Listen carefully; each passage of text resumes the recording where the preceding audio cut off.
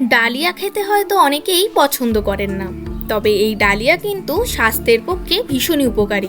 সঠিক পদ্ধতিতে রাঁধলে কিন্তু এই ডালিয়ার স্বাদ হবে অমৃতের মতো। পেঁয়াজ রসুন দিয়ে ডালিয়ার মশলা খিচুড়ি একবার আমার মতন করে তৈরি করে দেখুন।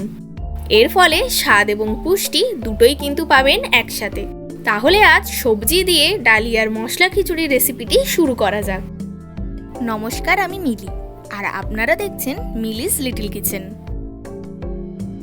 ডালিয়ার মশলা খিচুড়ি বানানোর জন্য প্রথমেই দিয়ে দেবেন 100 গ্রাম মতন পাঁচমিশালি ডাল। এখানে মুগ, মুসুর, ছোলার ডাল, চানার ডাল এবং রয়েছে মুগ কলাই। এবার একসাথে সমস্ত ডালগুলো কিন্তু শুকনো খোলায় রোস্ট করে নেবেন। এরপর এই রোস্ট করা ডাল জলের মধ্যে দিয়ে ভালোভাবে ধুয়ে নেবেন।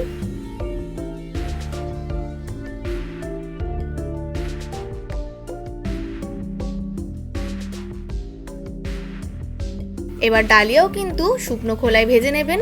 এখানে মোটামুটি 100 গ্রাম মতন ডালিয়া ব্যবহার করা হয়েছে।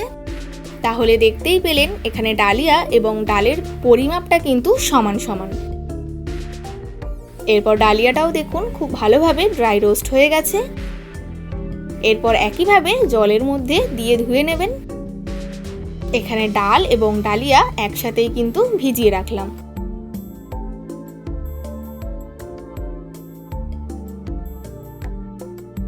এরপর কড়াইতে দিয়ে দেবেন সামান্য একটু সাদা তেল। এবার একে একে সবজিগুলো ভেজে নিতে হবে। তার জন্য প্রথমে এখানে আলু দিয়ে দিলাম। এখানে মোটামুটি মিডিয়াম সাইজের দুটো আলু ব্যবহার করা হয়েছে। এবার সামান্য একটু নুন এবং হলুদ গুঁড়ো দিয়ে আলুগুলো ভেজে নেবেন। খুব বেশি কড়া করে ভাজার এখানে প্রয়োজন নেই।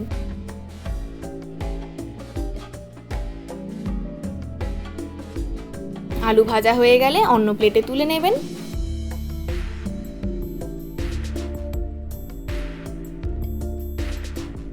এরপর দিয়ে দেবেন টুকরো করে কেটে রাখা গাজর। আপনারা এখানে নানান রকম সবজি ব্যবহার করতে পারেন। আমি এখানে আলু, গাজর এবং বিনস ব্যবহার করছি। আপনারা চাইলে ফুলকপিও দিতে পারেন। এরপর গাজরগুলো দেখুন খুব হালকা করে ভাজা হয়ে গেছে।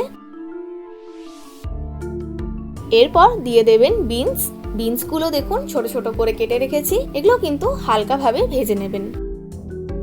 এখানে কোনো সবজি খুব বেশি কড়া করে ভাজার প্রয়োজন নেই। এই বিনসগুলো ভাজা হয়ে গেছে, অন্য পাত্রে তুলে নিলাম।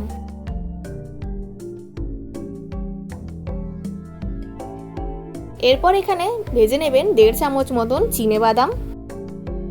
খিচুড়ি খেতে খেতে মুখে 2-1টা বাদাম পড়লে কিন্তু টেস্টটা খুব ভালোই লাগে। এই বাদামগুলো ভেজে নিয়ে তুলে রাখবে।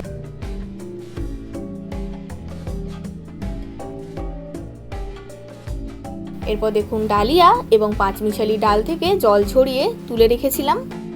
এরপর একটি প্রেসার কুকার নিয়ে তাতে 1 থেকে 1.5 গ্লাস মতন জল দিয়ে দেবেন এবং ভেজে ধুয়ে রাখা ডালিয়া এবং ডালটা প্রেসার কুকারের মধ্যে দিয়ে দেবেন।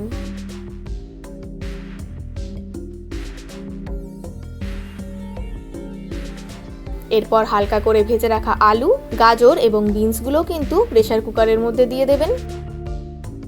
এরপর দিয়ে দেবেন 4 থেকে 5টা কাঁচা লঙ্কা। কাঁচা লঙ্কাগুলো মাঝখান থেকে একটু চিড়ে নেবেন। এরপর স্বাদ মতো নুন দিয়ে দেবেন আর দিয়ে দেবেন সামান্য একটু হলুদ গুঁড়ো।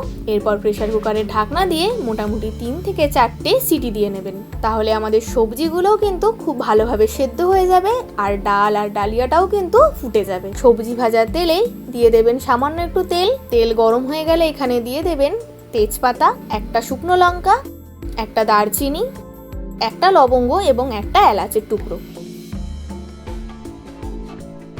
এবার এই গরম মশলাগুলো থেকে হালকা একটু ফ্লেভার দিয়ে দিলেই এখানে দিয়ে দেবেন পেঁয়াজ কুচি। এখানে মোটামুটি একটা ছোট সাইজের পেঁয়াজ নিলেই কিন্তু যথেষ্ট। এবার পেঁয়াজটা একটু ভেজে নেবেন ভালো করে।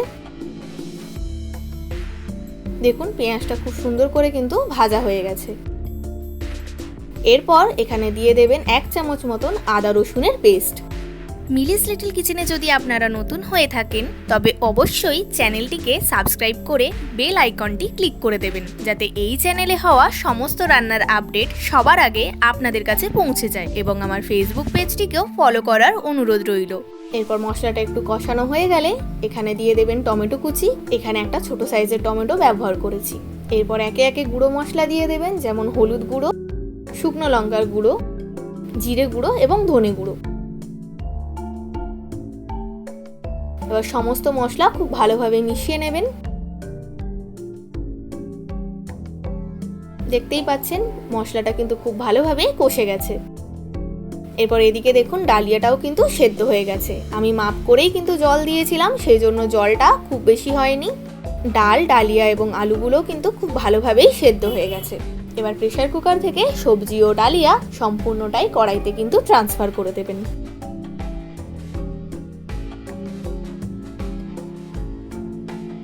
এখানে দিয়ে দেবেন 1 থেকে 2 গ্লাস মতন জল। আপনারা যতটা ঘনত্ব চাইছেন সেই বুঝে কিন্তু জলটা অ্যাড করে দেবেন। এবার সম্পূর্ণ মশলাগুলো ডালিয়ার সাথে ভালোভাবে মিশিয়ে নেবেন। প্রেসার কুকারে যেটুকু ছিল সেটাও কিন্তু জল দিয়ে ধুয়ে ভালোভাবে দিয়ে দিলাম। দেখতেই পাচ্ছেন কি সুন্দর দেখতে হয়েছে খিচুড়িটা।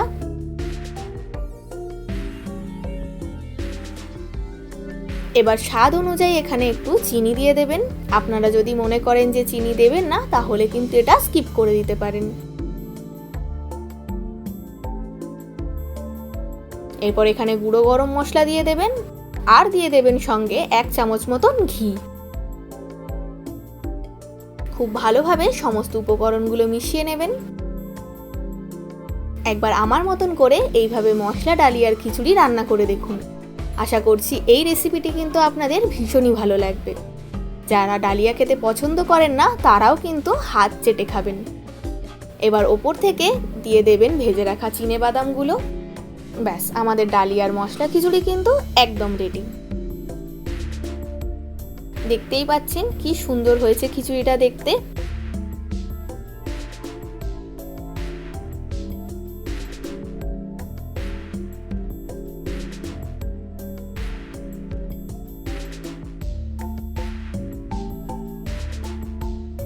এইরকম সুন্দর ডালিয়ার খিচুড়ির সঙ্গে যদি থাকে বেগুন ভাজা, পটল ভাজা এবং কুমড়ো ভাজা, আর যদি এক্সট্রা থাকে পাঁপড় ভাজা, তাহলে খেতে কিন্তু আরো বেশি ভালো লাগবে।